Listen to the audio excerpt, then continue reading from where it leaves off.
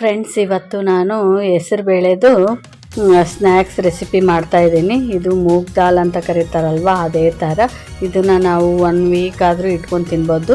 ಇವಾಗ ನಾನು 2 ಬಟ್ಲಷ್ಟು ಹೆಸರುಬೇಳೆ ತೊಗೊಂಡು ಇವಾಗ ಸ್ವಲ್ಪ ನೀರು ಹಾಕಿ ಅದನ್ನು ಚೆನ್ನಾಗಿ ತೊಳಿತಾ ಇದ್ದೀನಿ. ತೊಳೆದ ನಂತರ ಅದಕ್ಕೆ ಸ್ವಲ್ಪ ಉಪ್ಪು ಹಾಕಿ ಅದು ಮುಳುಗೋವಷ್ಟು ನೀರು ಹಾಕಬೇಕು. ನೀರು ಸ್ವಲ್ಪ ಜಾಸ್ತಿನೇ ಹಾಕಿಡಿ, ಅದೆಲ್ಲ ನೆನ್ಕೋಬೇಕಲ್ವ. ಹಾಗಾಗಿ ಸ್ವಲ್ಪ ಜಾಸ್ತಿ ನೀರು ಹಾಕಿ ನೆನೆಯಿಡಿ. ರಾತ್ರಿ ಎಲ್ಲ ನೆನೆ ಇಟ್ಟು ಅಥವಾ 3 ತಾಸು ಆದರೂ ಸಾಕಾಗುತ್ತೆ. ಇವಾಗ ನೆನೆ ಇಟ್ಟು ಅದನ್ನು ಒಂದು ಸ್ವಲ್ಪ ಸೋಸಿ ನೀರಲ್ಲಿ, ಆ ನೀರೆಲ್ಲ ಹೋದ್ಮೇಲೆ ಒಂದು ಸ್ವಲ್ಪ ಒಣಗಾಕಬೇಕು. ಒಣಗಾಕೋದಂದ್ರೆ ಒಂದು 4 ತಾಸು ಒಣಗಾಕ್ಬಿಟ್ರೆ ಸಾಕಾಗುತ್ತೆ. ಮತ್ತು ನಾವು ಇಡೀ ದಿನ ರಾತ್ರಿ ಹಾಕೋಂಗಿಲ್ಲ, 4-5 ತಾಸು ನೆನೆ ಹಾಕಿದರೆ ಆಯಿತು. ಓಕೆ, ಇವಾಗ ಒಣಗಿದೆ ನೋಡಿ. ಇಷ್ಟು ಡ್ರೈ ಆಗ್ತಾ ಇರಬೇಕು. ಡ್ರೈ ಆದ ನಂತರ ಇದನ್ನು ಎಣ್ಣೆನ ಕಾದೇನಿಲ್ಲ ಅಂತ ಟೆಸ್ಟ್ ಮಾಡಬೇಕು. ಕಾದ್ಮೇಲೆ ಈ ಥರ ಜರಡಿ ಇರುತ್ತಲ್ವ, ಇದು ನೀರು ಸೋಸೋ ಜರಡಿ ನಂದು, ಅದರಲ್ಲೇ ಈ ಥರ ಡಿಪ್ ಮಾಡ್ತಾಯಿದ್ದೀನಿ. ಅದರಲ್ಲಿ ಹೆಸರುಬೇಳೆ ಹಾಕಿ ಈ ಥರ ಡಿಪ್ ಮಾಡ್ತಾಯಿದ್ದೀನಿ. ಮೊದಲೇ ನಾನು ಹೆಸರುಬೇಳೆಗೆ ಸ್ವಲ್ಪ ಉಪ್ಪು ಹಾಕಿ ಇಟ್ಟಿದ್ದೆ ನಾನು, ಹಂಗಾಗಿ ಸ್ವಲ್ಪ ನೋಡಿ ಉಪ್ಪು ಹಾಕ್ಕೋಬೇಕು. ಇವಾಗ ನೋಡಿ ಇದನ್ನು ಎಣ್ಣೆ ಹಿಡ್ಕೊಂಡಿರ್ತದಲ್ಲ, ಟಿಶ್ಯೂ ಪೇಪರ್ ತೊಗೊಂಡು ಸ್ವಲ್ಪ ಒರೆಸ್ಕೋಬೇಕು ಅದನ್ನು. ಇಲ್ಲಪ್ಪ ನಮ್ಮ ಹತ್ರ ಟಿಶ್ಯೂ ಪೇಪರ್ ಇಲ್ಲ ಅಂದರೆ ಕರ್ಚಿಪಿದ್ರು ಸಹಿತ ಒರೆಸ್ಕೋಬೇಕು. ನಾನು ಸ್ವಲ್ಪ ಜಾಸ್ತಿ ಹೊತ್ತು ನೆನೆ ಇಟ್ಬಿಟ್ಟಿದ್ದೆ, ಹಂಗಾಗಿ ಸ್ವಲ್ಪ ರೆಡ್ ಕಲರ್ ಜಾಸ್ತಿ ಬಂದು ನೀವು ಸ್ವಲ್ಪ ನೆನೆ ಇಡೋದು 4 ತಾಸು ಅಷ್ಟೇ ನೆನೆ ಇಡಿ, ಅಂದರೆ ಚೆನ್ನಾಗಿ ಕಲರ್ ಬರುತ್ತೆ. ಚೆನ್ನಾಗಿ ಎಣ್ಣೆ ಎಲ್ಲ ಹೋಗುತ್ತೆ. ಹುಡುಗರಿಗಂತೂ ಭಾಳ ಇಷ್ಟಪಟ್ಟು ತಿಂತಾರೆ ಇದನ್ನೆಲ್ಲ. ಹೊರಗಡೆ ಎಷ್ಟು ಹೆಲ್ದಿ ಫುಡ್ಡೂ ಹೌದಿದು. ಹಂಗಾಗಿ ನಾನು ತೋರಿಸೋಣ ಅಂತಂದು ಸ್ನ್ಯಾಕ್ಸ್ ರೆಸಿಪಿ ಮಾಡಿಟ್ಬಿಟ್ವಪ್ಪ ಅಂದ್ರೆ ತೋರಿಸೋಣ ಅಂತಂದು ತೋರಿಸಿದೆ. ನೋಡಿ, ಸ್ವಲ್ಪ ನಮಗೆ ಎಷ್ಟು ಬೇಕಾಗುತ್ತೋ ಅಷ್ಟು ಉಪ್ಪು ಹಾಕಿ ಒಂದು ಏರ್ ಟೈಟ್ ಡಬ್ಬದಲ್ಲಿ ತುಂಬಿಟ್ಕೊಂಡ್ಬಿಟ್ವಪ್ಪ ಅಂತಂದರೆ ಮೂಗ್ ದಾಲ್ ರೆಡಿ ಆಗುತ್ತೆ. ಈಗ ನೆಕ್ಸ್ಟ್ ರೆಸಿಪಿ ಏನು ತೋರಿಸ್ತಾ ಇದ್ದೀನಿ ಅಂತಂದರೆ ಬಟಾಣಿ ರೆಸಿಪಿನ ತೋರಿಸ್ತಾ ಇದ್ದೀನಿ. ಬಟಾಣಿದು ಸ್ನ್ಯಾಕ್ಸ್ ರೆಸಿಪಿನ ತೋರಿಸ್ತಾ ಇದ್ದೀನಿ. ನಾನಿವಾಗ ಒಂದು ಬಟ್ಲಲ್ಲಿ ಅದನ್ನು ಬಟಾಣಿನ ಹಾಕ್ಕೊಂಡು ಅದು ಫುಲ್ಲು ತುಂಬುವಷ್ಟು ನೀರು ಹಾಕ್ಕೊಂಡು ತೊಳಿತೀನಿ. ತೊಳೆದು ಚೆನ್ನಾಗಿ ಕೈ ಆಡಿಸಿ ತೊಳೆದು ನಂತರ ಇದನ್ನು ಸ್ವಲ್ಪ ಭಾಳಷ್ಟು ನೀರು ಹಾಕಿ ನೆನೆ ಇಟ್ಬಿಡ್ಬೇಕು. ನೆನೆ ಇಡುವಾಗ ಇದಕ್ಕೆ ಸ್ವಲ್ಪ ಉಪ್ಪು ಹಾಕಬೇಕು. ಇವಾಗ ನೀರು ಚೆಲ್ಲೋಣ ಇದನ್ನ.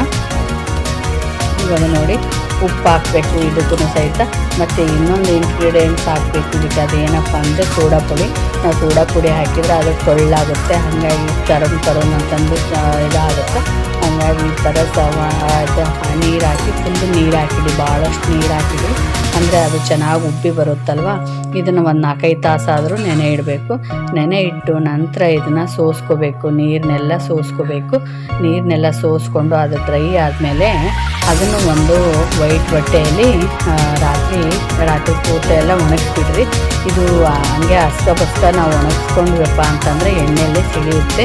ಹುಷಾರಾಗಿ ನಾವು ಎಣ್ಣೆಯಲ್ಲಿ ಫ್ರೈ ಮಾಡಬೇಕು. ಸೇಮ್ ಮೂಗ್ ದಾಲ್ ಟೈಪೇ ಇದನ್ನು ನಾವು ಜೇರಡಲ್ಲಿ ಹಾಕಿ ಎಣ್ಣೆಯಲ್ಲಿ ಡಿಪ್ ಮಾಡಬೇಕು. ಡಿಪ್ ಮಾಡಿ ಒಂದು ಚಮಚದಿಂದ ಕೈ ಹಾಕಬೇಕು. ಆವಾಗ ಅದು ಸಿಡಿತದ, ಹುಷಾರಾಗಿ ನೋಡಿಕೊಂಡು ನಾವು ಕೈ ಹಾಕಿಸ್ಬೇಕು. ನೋಡಿ, ಉಪ್ಪು ಮತ್ತು ಸೋಡಾ ಪುಡಿ ಹಾಕಿರೋದ್ರಿಂದ ಅದು ಟೊಳ್ಳಾಗಿರುತ್ತೆ, ಭಾಳ ಟೇಸ್ಟೂ ಆಗುತ್ತೆ ಫ್ರೆಂಡ್ಸ್. ಇದನ್ನು ಮನೆಯಲ್ಲೇ ನಾವು ಮಾಡ್ಬೋದು. ಹುಡುಗರಿಗೆ ಮಾಡಿ ಸ್ನ್ಯಾಕ್ಸ್ ರೆಸಿಪಿ ಕಳಿಸ್ಕೊಡ್ಬೋದು. ಈವ್ನಿಂಗ್ ಟೈಮಲ್ಲಿ ಮತ್ತು ಮಧ್ಯಾಹ್ನ ಟೈಮಲ್ಲಿ ತಿಂತಾರೆ. ನೋಡಿ, ಇವಾಗ ಎಷ್ಟು ಚೆನ್ನಾಗಾಯಿತು. ಇವಾಗ ನನ್ನ ಮತ್ತೆ ಬಟ್ಟೆಯಲ್ಲಿ ಅದನ್ನು ಎಣ್ಣೆ ಎಲ್ಲ ಎಕ್ಸ್ಟ್ರಾ ಆಯಿಲ್ ಇರುತ್ತಲ್ವ, ಅದನ್ನೆಲ್ಲ ತೆಗಿತಾ ಇದ್ದೀನಿ. ಇಲ್ಲಾಂದರೆ ಟಿಶ್ಯೂ ಪೇಪರ್ ಇತ್ತಪ್ಪ ಅಂದರೆ ಟಿಶ್ಯೂ ಪೇಪರಿಂದನೂ ತೆಗಿಬೋದು. ನೋಡಿ, ಇವಾಗೆಲ್ಲ ಎಣ್ಣೆ ಎಲ್ಲ ಹೊರಗಡೆ ಬಂತು, ಇಷ್ಟೊಂದು ಎಣ್ಣೆ ಇತ್ತು. ಇವಾಗ ನಂತರ ಇದಕ್ಕೆ ನಾನು ಎಲ್ಲ ಡ್ರೈ ಆದ ನಂತರ ಇದಕ್ಕೆ ಸ್ವಲ್ಪ ಉಪ್ಪು ಹಾಕಿ ಬೆರೆಸ್ತೀನಿ. ನೋಡಿ ಎಷ್ಟು ಚೆನ್ನಾಗಾಗಿದೆ. ನೋಡಿ, ಇವಾಗ ಉಪ್ಪು ಹಾಕಿ ಬೆರೆಸ್ತೀನಿ. ಇದಕ್ಕೆ ಸ್ವಲ್ಪ ಚಾಟ್ ಮಸಾಲ ಹಾಕ್ತೀನಿ. ನಿಮ್ಮ ಹತ್ರ ಇದ್ದರೆ ಹಾಕ್ಕೋಬೋದು, ಇಲ್ಲಾಂದರೆ ಇಲ್ಲ, ಸ್ಕಿಪ್ ಮಾಡ್ಬೋದು. ಇದಕ್ಕೆ ಖಾರದ ಪುಡಿನೂ ಹಾಕಬೇಕು. ಖಾರದ ಪುಡಿ ನಿಮಗೆ ಎಷ್ಟು ಟೇಸ್ಟ್ ಬೇಕೋ ಅಷ್ಟು ಟೇಸ್ಟಲ್ಲಿ ಹಾಕ್ಕೊಳ್ಳಿ. ಇವಾಗ ಖಾರದ ಪುಡಿ, ಉಪ್ಪು ಮತ್ತು ಚಾಟ್ ಮಸಾಲ ಹಾಕಬೇಕು, ಅಂದ್ರೆ ಭಾಳ ಟೇಸ್ಟ್ ಆಗುತ್ತೆ. ಇದನ್ನು ಡಬ್ಬೆಯಲ್ಲಿ ಎತ್ತಿಟ್ಕೊಂಡ್ಬಿಟ್ಟಿವಪ್ಪ ಅಂದ್ರೆ ಸಾಯಂಕಾಲ ಈವ್ನಿಂಗ್ ಸ್ನ್ಯಾಕ್ಸಾಗಿ ಹೆಲ್ದಿ ಫುಡ್ಡು ತಿನ್ಬೋದು. ಇವಾಗೆಲ್ಲ ಹುಡುಗರೆಲ್ಲ ಕುರ್ಕುರಿ ಅದನ್ನೆಲ್ಲ ತಿಂತಾರಲ್ವ, ಅದನ್ನೆಲ್ಲ ಬಿಡಿಸ್ಬೋದು. ಈ ಥರ ನಾವು ಮನೆಯಲ್ಲಿ ಮಾಡಿಟ್ವಪ್ಪ ಅಂತಂದರೆ ನೋಡಿ ಎಷ್ಟು ಚೆನ್ನಾಗಿ ರೆಡಿ ಆಯಿತು ಇವಾಗ ಸ್ನ್ಯಾಕ್ಸ್ ರೆಸಿಪಿ. ಓಕೆ ಫ್ರೆಂಡ್ಸ್, ನಿಮಗೇನಾದರೂ ಈ ವಿಡಿಯೋ ಇಷ್ಟ ಆಯ್ತಪ್ಪ ಅಂತಂದರೆ ಪ್ಲೀಸ್ ನನ್ನ ಚಾನಲ್ ಅರುಣಾ HL ಕ್ರಿಯೇಷನ್ಸ್ಗೆ ಲೈಕ್ ಮಾಡಿ, ಶೇರ್ ಮಾಡಿ, ಸಬ್ಸ್ಕ್ರೈಬ್ ಮಾಡಿ, ಮತ್ತು ನೀವು ಮನೆಯಲ್ಲಿ ಪ್ರಿಪೇರ್ ಮಾಡಿಕೊಡಿ ಮಕ್ಕಳಿಗೆ. Thank you for watching.